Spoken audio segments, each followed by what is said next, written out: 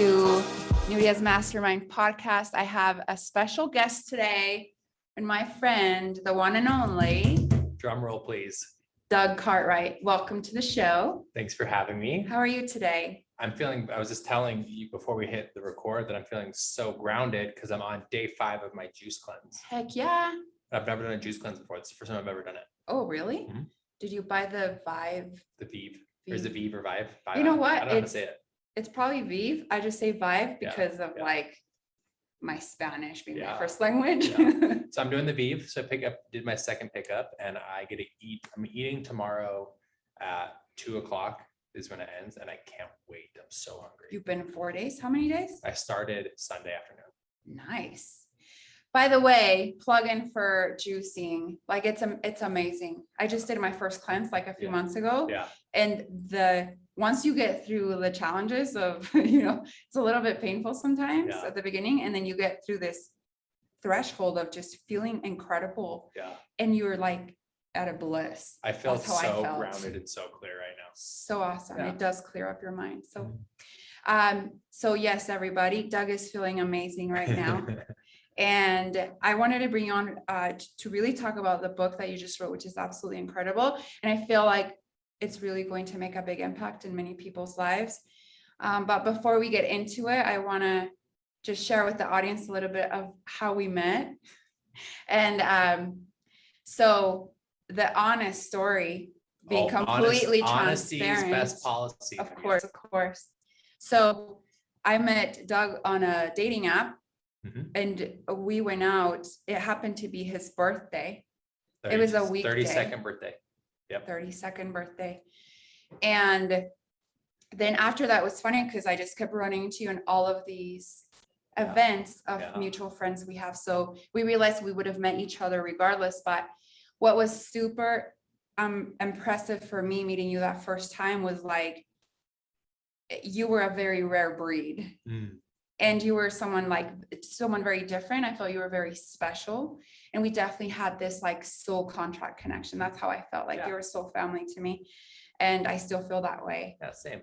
And so I'm like, this guy is up to something, just the way that you thought, that your belief system is definitely not something that you run across every day. And so I was fascinated by the depth of conversation we could go into, which I love how you were able to even have that in your book. Like I texted you after I got done reading it, and I was just so impressed that you were able to deliver the same type of like depth of conversation I had with you with the world. And I felt like although some people might not, maybe it might be a little like too much or out there, it was like I was so proud that you just stay true to yourself. And I'm like, that's so amazing. That's how he shows up. And so it inspired me to perhaps be even more vulnerable sometimes, Thank you. And so that was the goal. The goal of the writing the book was to share these deep spiritual truths in a simplistic manner that came across easy to read. And I wanted the book to be approachable because in my experience, I've done some deep rabbit hole woo-woo stuff, and some of it's really weird, and like when you get into this weird mysticism and esoteric stuff, it can get really intense, and people write these really complex books that you have to like read 2 or 3 pages over and over again and digest them, and it just wasn't my vibe. And so I'm like, how can I reiterate these messages in a way that anyone could read? And it seems like it came across that way to you, so thank you. Yeah, it was really great. So before we start going through some of the stuff that you shared in the book, I'd love to hear the before story. Like, what inspired you to know that this is something you had to share with the world? Because obviously you nailed it, because your book is doing so amazing. Yeah. Can we talk about that for a minute? Yeah. So number one bestseller on Amazon, right? Yep. Number 1 bestseller. And my publisher reached out to me and said that we hit our goal for the entire year in the first 5 days. And so for first-time authors without an audience, because sometimes if you're like a celebrity or whatnot, you do a first-time book, it does well. But for first-time authors, nonfiction, with no audience, which I'm in like the half of 1 percentile in book release sales. So That's amazing. it's crazy. Yeah. So obviously you followed your intuition, just something that was important and Yeah. obviously needed. Yeah. But tell me about that experience. So I always tell people, I still have no idea how to launch a book. Like, I don't know how this book came to be. It was very, I remember it was last summer, summer 2020, which was very intense energetically, just like what was going on earth with social justice and inequality and the election and COVID, and there's so much going on. Mhm. And I remember in my meditation practice, feeling like it was time. I'm like, oh, I have to do a book. I didn't want to do a book. I'm not a writer. Like, I'm not by any means, I'm not a writer. I've had some incredible experiences that I shared in my book. And one thing that I did well is I took a lot of really good notes. And so I had a lot of good notes and reference points and cool takeaways and ideas that I wanted to share. And I knew this book was it more of a journal type of? Yeah, some notes on my phone, some journal. I have pretty good journal practice. And so it was like a combination. I knew I had a lot of like puzzle pieces, but I needed help putting the puzzle pieces together. And just per the universe coincidences, I met a group of people that were able to help me with the book, as far as like having like a project manager on the book, someone who helped me organize my thoughts, and someone who would help me with, title, naming it, and, helping me with the cover art and like getting distribution set up, and like all these pieces kind of fell into my lap. And I always tell people, doing this book is the hardest thing I've ever done, but it was so smooth. There was no resistance. There was never a point of like struggle or frustration, or I felt like fear. I didn't want to release it, or hesitation. And like it all just naturally came together after I put in the work. So still to this day, I'm like, I don't even know how this thing came to life. It kind of just came to life on its own. It's like the surrender experiment. Literally, the surrender Michael experiment. Singer, I know you're a big fan. You talk about it in the book, and so am I. And it sounds like it was a similar experience. Totally. Like I very much was like, I'm going to surrender to the flow of life here and let this book come to life. And it did. That's so it was awesome. such a testament to me and reaffirmed like my belief in the flow of life. I'm like, I can't believe, like, I literally look at my book sometimes and like, how in the hell did I do that? Because it just happened. That's so beautiful. Yeah. So you get inspired. You're not sure how to do it, but that's actually what works. It's like you have this vision of something, your heart's in it. Yeah. And then the how's the last thing. Yeah, it just happens. Like we get so caught up in the how of life, and it paralyzes people. You see the magnitude of the mountain. Yeah. You want to get to the top and you see the magnitude, and so you don't move because it's like, I don't even know where to start, and it's overwhelming.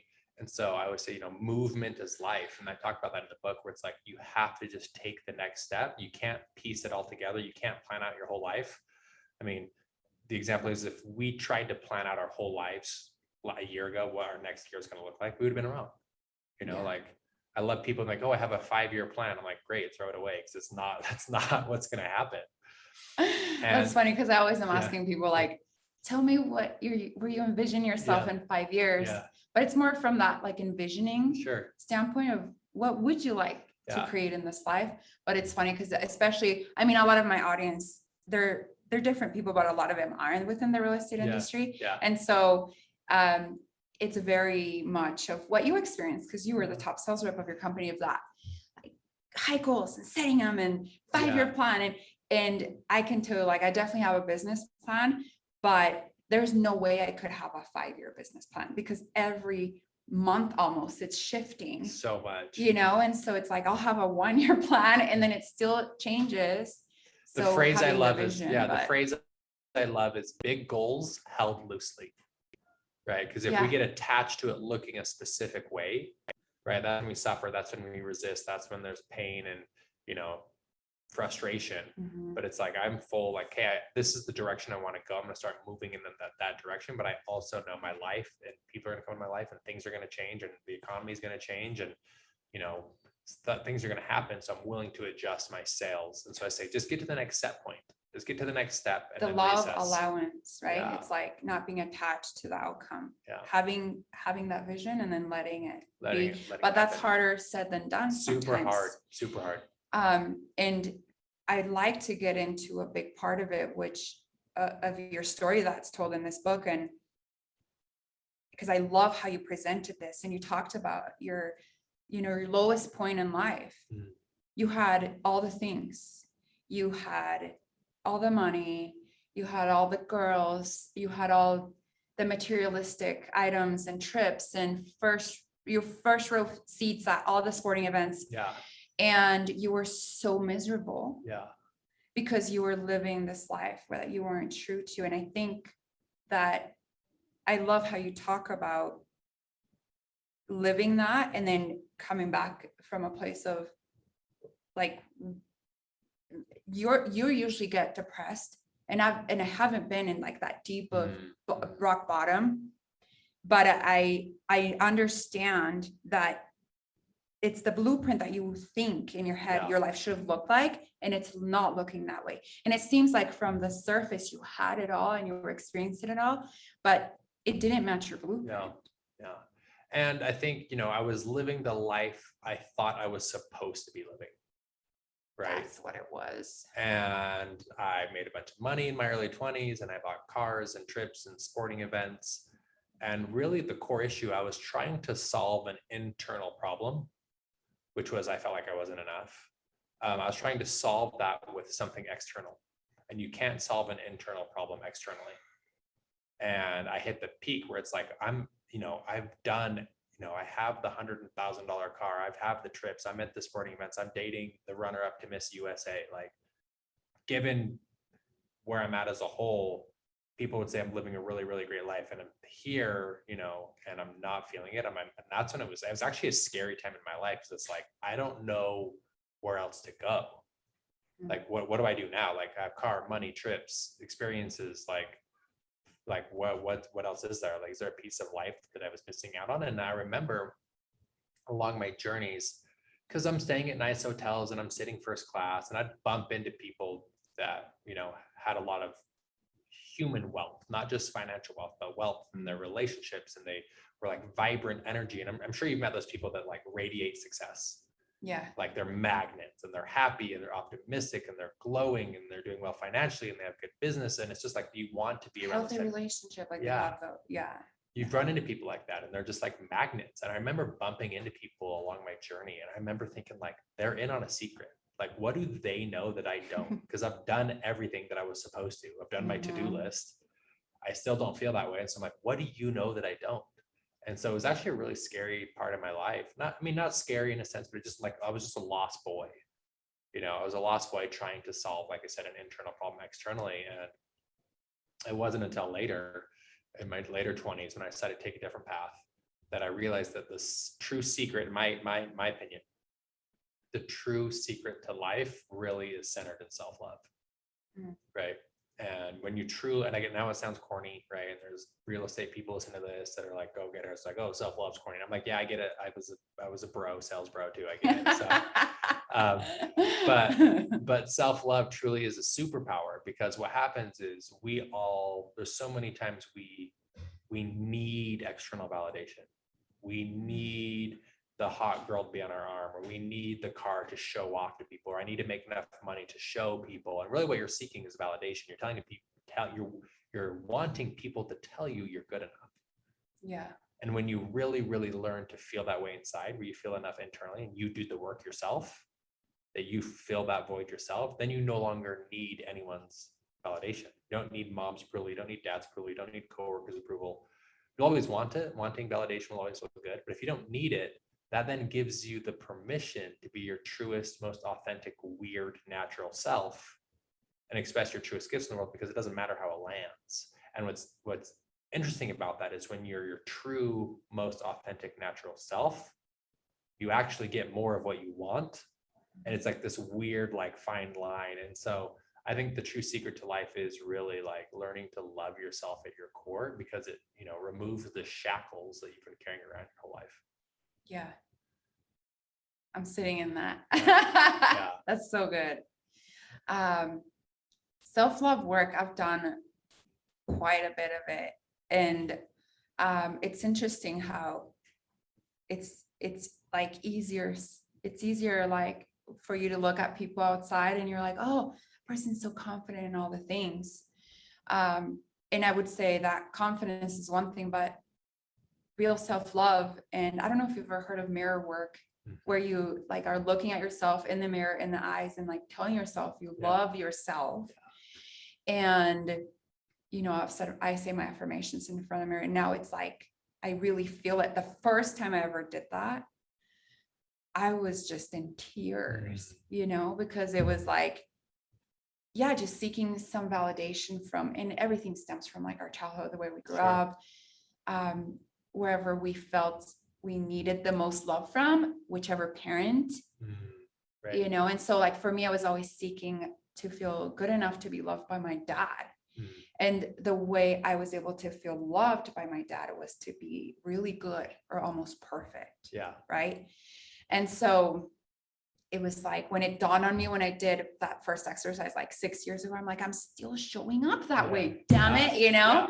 And then and what's interesting too is usually, and not saying this happened to you, I don't know, but usually the love we crave from one of our parents, whether it's our mom or our dad, so in your situation is your dad, you then crave that same validation in a romantic partner from the masculine.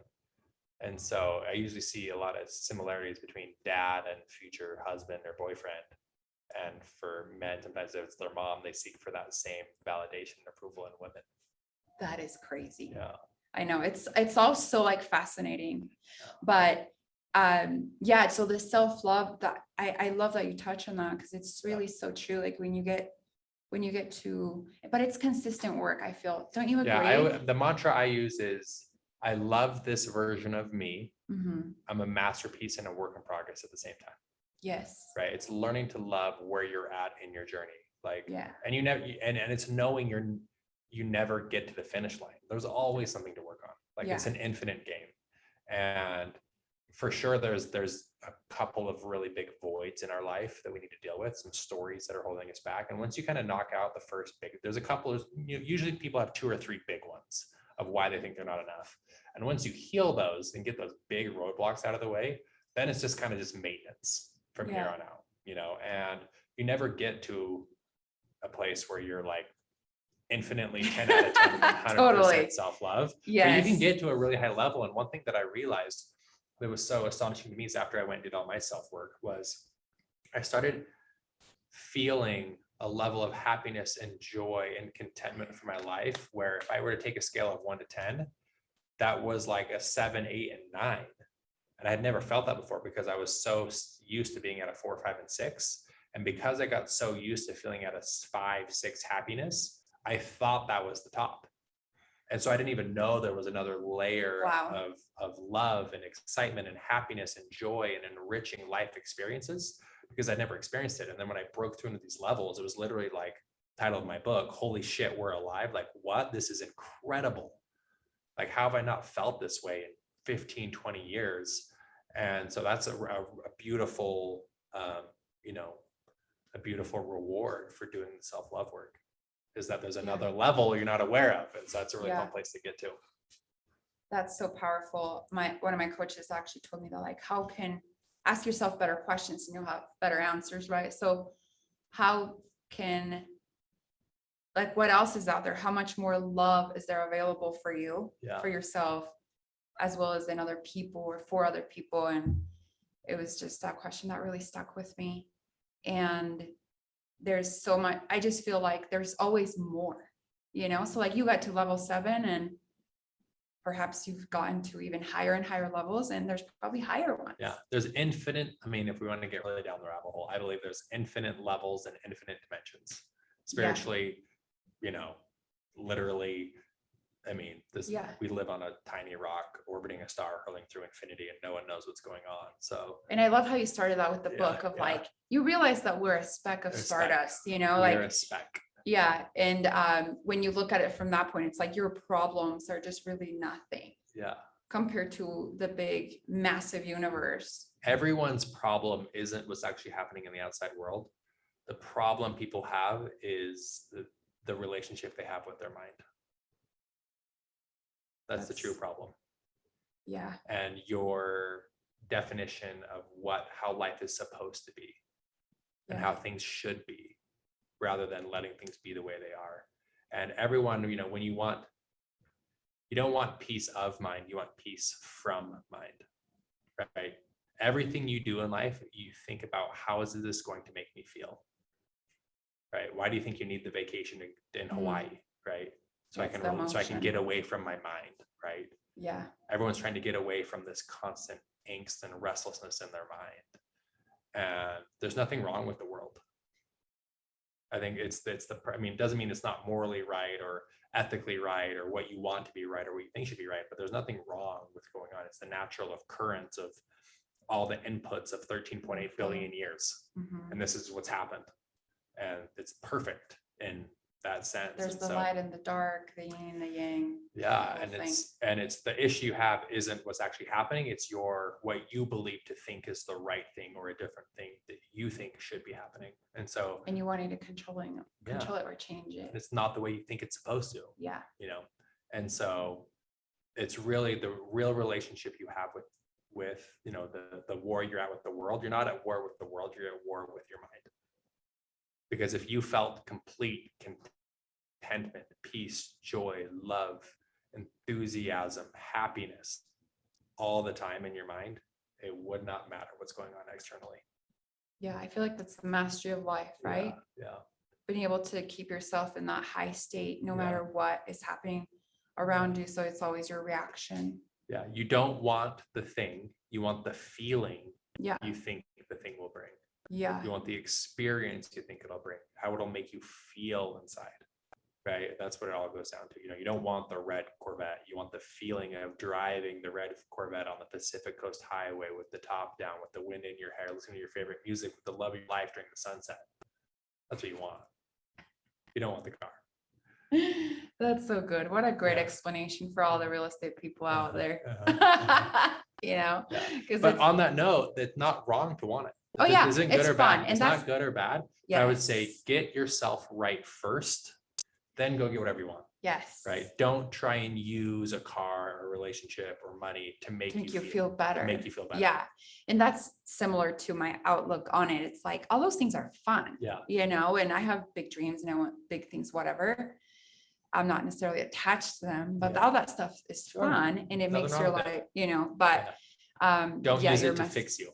Yes, because you did that. I Yeah, mean, it doesn't you fix you. talk about in your book, you were so young. You became a millionaire legit when you were 24. 24. 24 years old. Doug becomes a millionaire.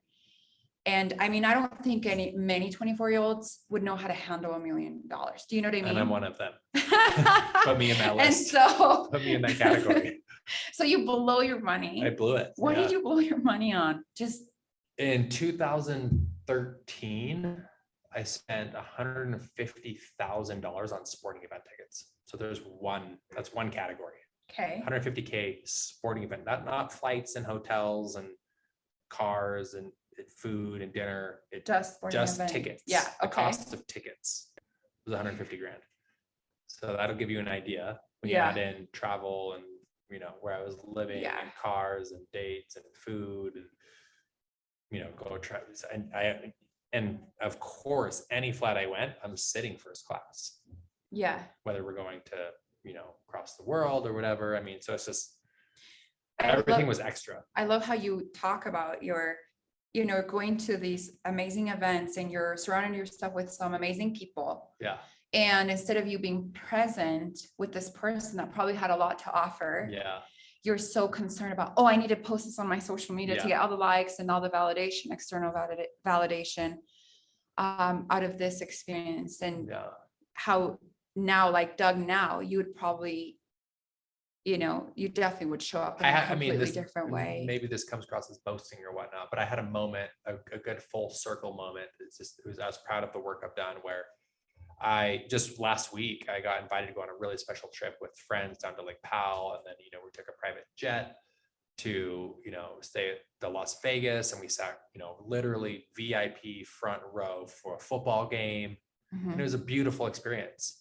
And I got home and I was like journaling about it. And then I realized, I'm like, I didn't post a single post about any of that. Like I Yeah. flew on a private jet and stayed on the multi-million-dollar houseboat with a private chef and masseuses on boat. And, you know, I mean, I'm really lucky to have really, really wealthy friends. You know, I was lucky to be tagged along in this group. And then we sat, you know, VIP courtside of the football game, which was like my dream. I didn't post a single time. And I'm like, oh wow, I was so present that trip, and I made really cool connections, and I met cool people on the trip that'll be friends, and I was aware and present, and just the differences of how I used to be. Yeah. And so it was really cool to kind of have that full circle moment for myself. I was proud of myself for that. Yeah. You're Yeah. like more your new enriching. version Yeah. for sure. It was much more enriching. I think it was Jay Shetty who said a quote just recently of whoever's living their best life is not posting it on social media or something They're like not. that. Yeah. And I'm like, wow, that's so good. Yeah. But okay, so let's talk a little more about your book. So you become a millionaire, blow your money. Yep. You're 24. You have this moment of a complete breakdown. Obviously, that becomes the biggest change of your life, where you start seeking for more. Yep. So you leave the job that you were known as The king. Because you were the top sales rep of this Mhm. company, and so you decide to leave Mhm. and start in this whole soul searching journey, asking yourself really deep questions, and really doing a lot of different. I mean, I love how you name all the I things. label them in the book. Yeah. Yeah, Pretty I was much trying anything. to find sense of the world. I was trying to make sense of the Yeah. world in our experience. And this happened when I was 27. So, 21 to 27, I was the king, right? And that wasn't working. That wasn't solving the internal problem.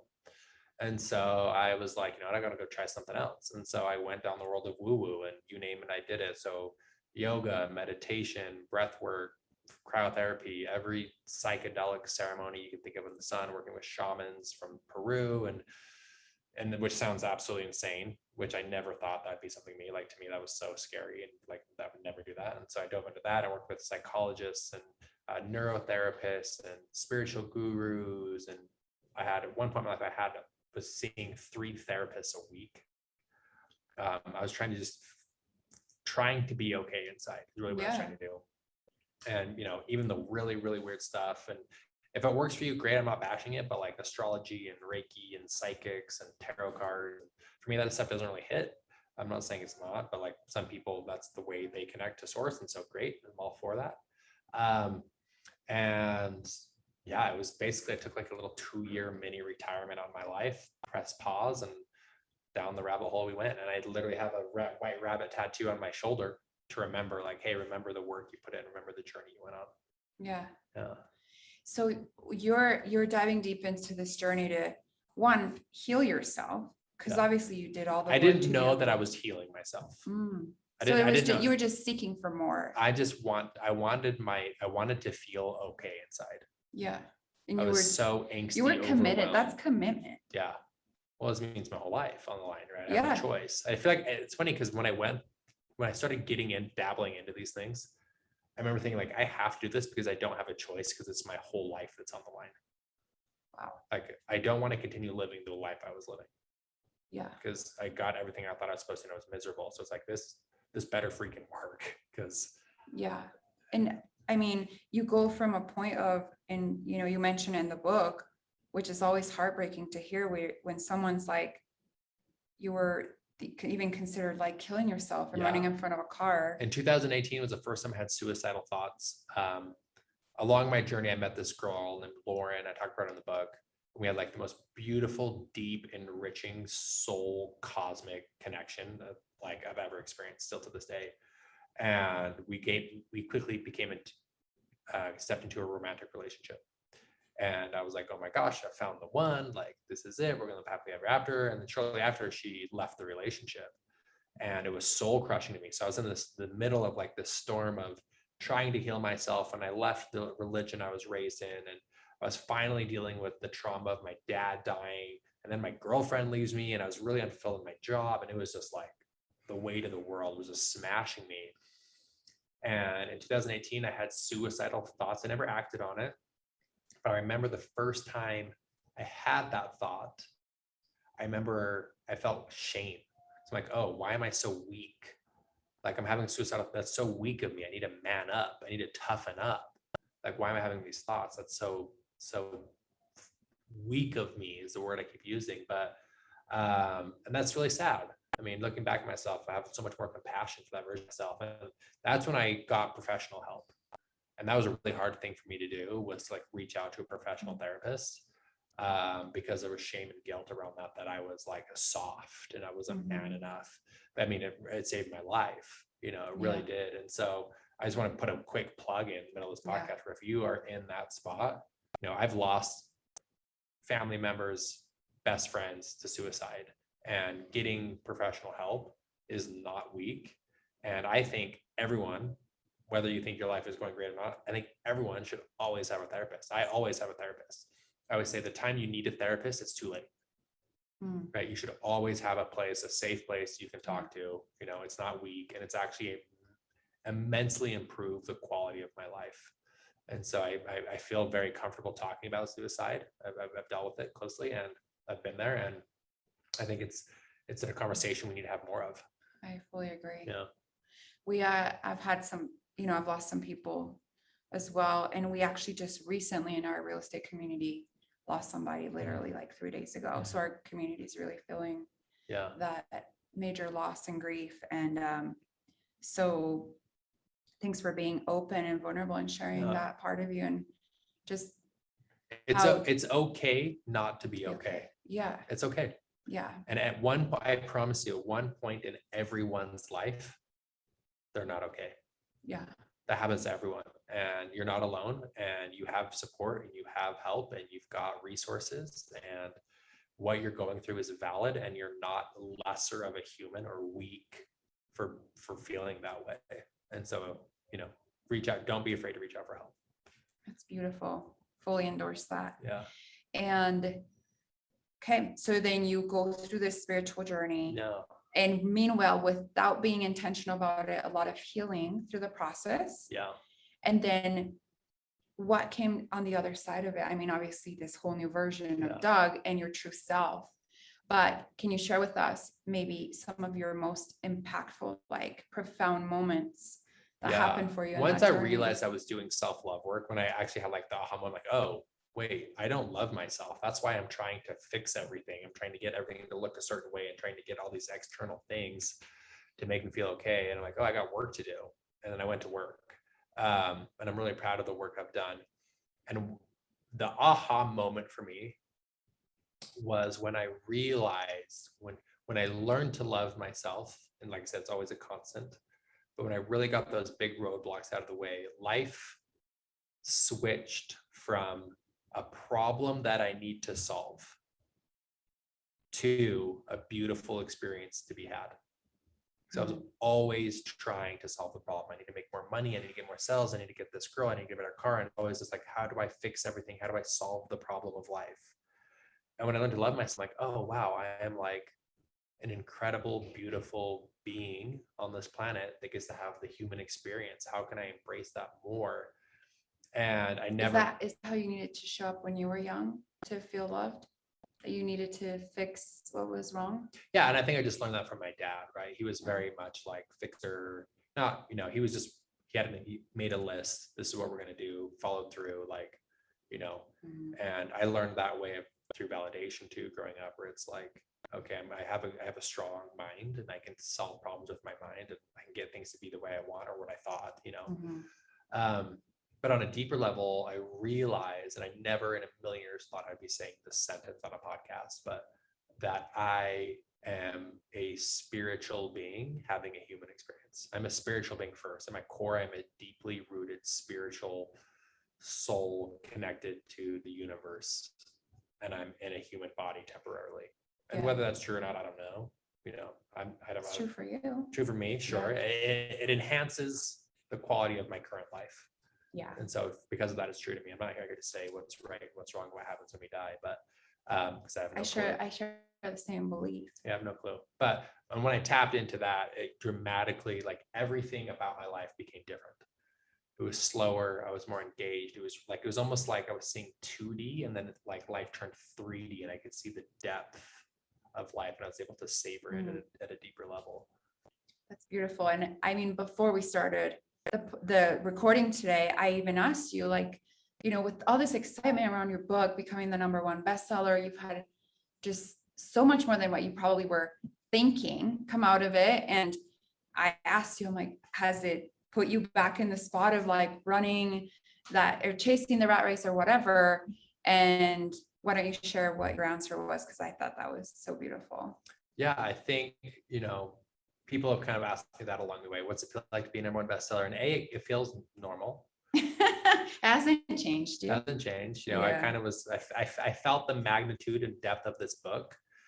I knew it was going to be big. And so sure, it's cool. I didn't have any expectations on it, but it's like, it's cool to see this. But it's kind of this first time in my life I'm really respecting and enjoying the pause.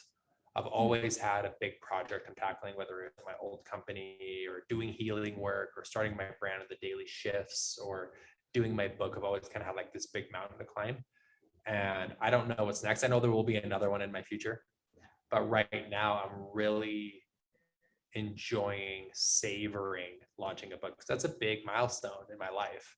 And so instead of trying to rush to the next thing, it's like, cool, I'm just going to sit on this mountain for a little bit, pop out my my recliner and just kind of embrace and just breathe and take it all in. So I love it. That's so beautiful. And I remember you told me you were writing a book, when we originally met, and I was thinking, oh, cool. Like, that's amazing. And, I've had some friends write books, quote unquote. Yeah. And sometimes they're like, not this, I'm holding one of Doug's books right here. It's called Holy Shit, We're Alive. Yeah. But when I went to your launch party and I saw the book, I'm like, he really did it. Like, this is a real book. It's not like an ebook printed type of thing. Do you know what I mean? Like, book. So I'm super impressed that you were able to be so vulnerable and open and sharing such important pieces of your life that so many people will be touched by. And let's talk a little bit about Casey Baugh.